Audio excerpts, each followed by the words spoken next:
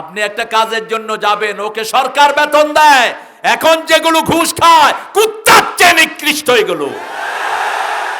এগুলো মানবতার দুশ্মন, মানুষের দুশ্মন, আল্লাহর দুশ্মন এগুলো। ঘুষের জ্বালায় গরিব অস্থির। যারা ঘুষ খায় তার দুনিয়াও শেষ, আখেরাতও। তুই ভালো হবি না কোনোদিন।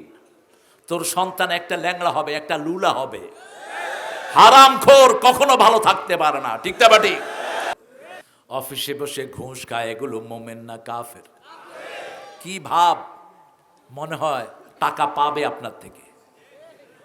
মোমেন হতে হলে আপনি সুদ ছাড়তে হবে। কার কথা? আদারু মা বাকিয়া মিনার রিবা ইন কুনতুম মুমিনিন। যদি তুমি মোমেন হও, সুদ ছেড়ে দাও। কার কথা? যদি না ছাড়াও, ফাইন লাম তাফআলু ফাআযানু বিহারবিম মিনাল্লাহি ওয়া রাসূলিহি। যদি না ছাড়ো, আল্লাহ আল্লাহর রাসূলের বিরুদ্ধে যুদ্ধ করার জন্য তৈরি হও। মুমিন যদি হতে হয় ঘুষ ছেড়ে দিবা, ঠিক না বাটি?